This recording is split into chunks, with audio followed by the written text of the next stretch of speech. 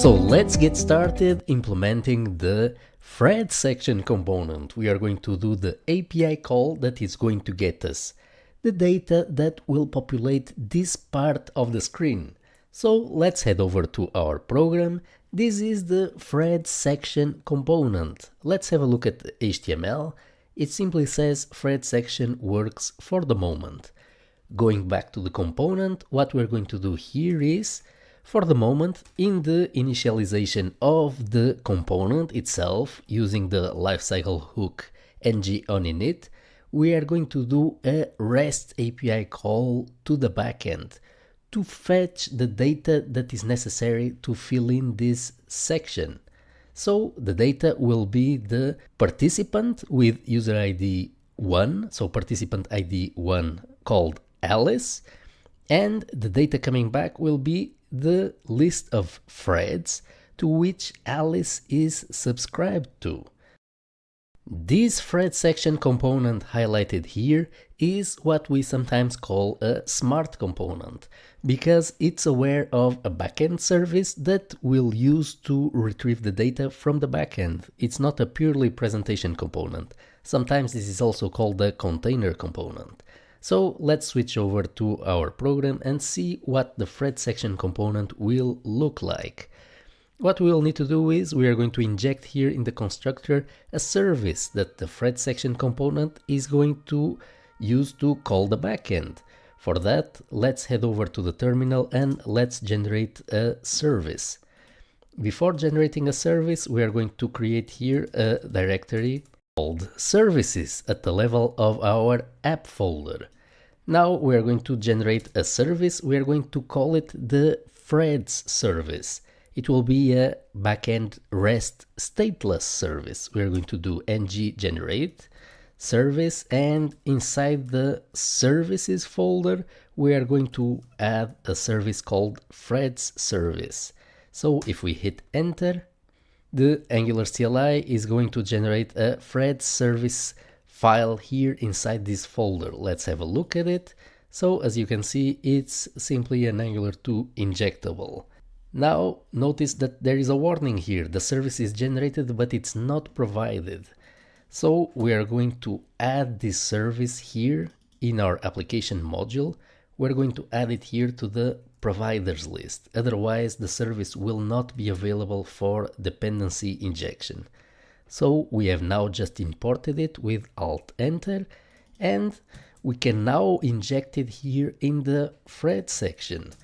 We're going to use the private keyword. This will turn the service into a member variable of the thread section component, and we are going to specify here the thread services type. Again, we import it with Alt Enter, and now we have here thread services available anywhere in the thread section component.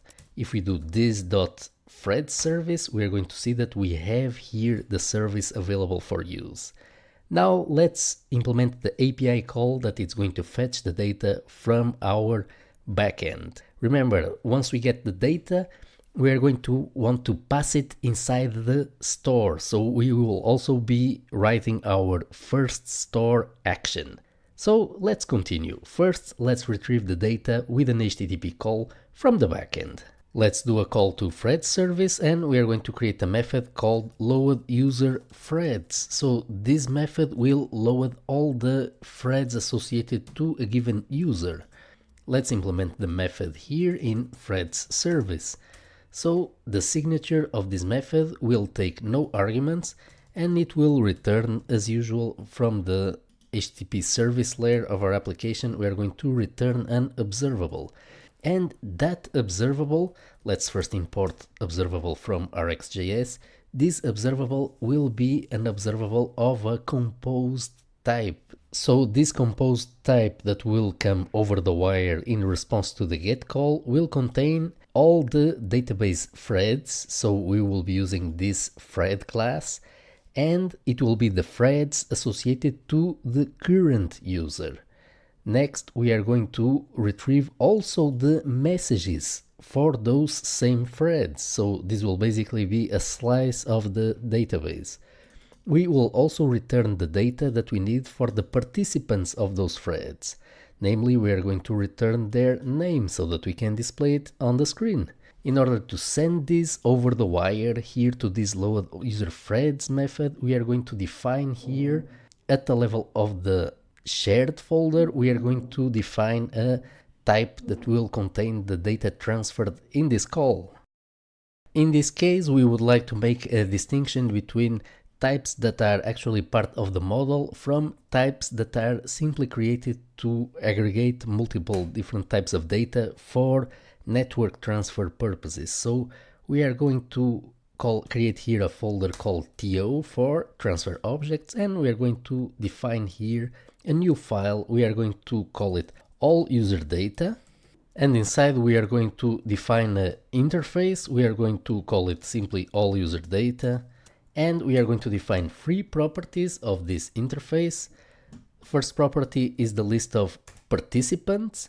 So these are the participants in all the threads to which the user is subscribed to. The thread is the list of threads to which the user is subscribed, and the messages are the messages of those threads. So we are sending the model itself across the wire in this all user data aggregate type. The goal is to send all the data in only one HTTP request, so all the data necessary to display the initial screen to the user.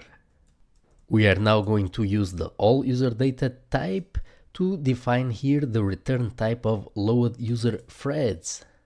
Now that we have defined the all user data transfer type, so this type only exists to define the response of a server API call. It really does not have any particular business meaning.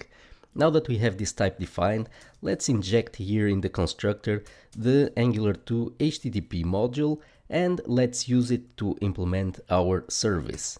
So we are going to use HTTP to call the backend. So we are going to implement this from top to bottom. So we will first define the call, and then we will define the server method that returns the data of that call. So this is a good approach in general because it allows us to define the API of what we are calling as we are developing the calling code. So we are going to call the /API/threads service. So notice that all calls to the backend will start with /API.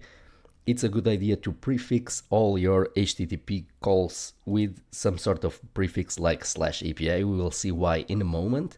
So we are going to call HTTP, get the API threads, and what we are going to return here is going to be an all user data instance. So we will need to map the response, and we will call response.json on it. So if you hit command and you hover over the JSON call, you can see that the return type is any. And that is why we have no longer here a compilation error, because not only can we assign anything to the type any, but we can also assign it to anything else, including the all user data type. Okay, so now a couple of things. We would need a server to retrieve this data from the backend, and also we would want to save this data that we received inside the store. That's what we're going to do in the next lesson.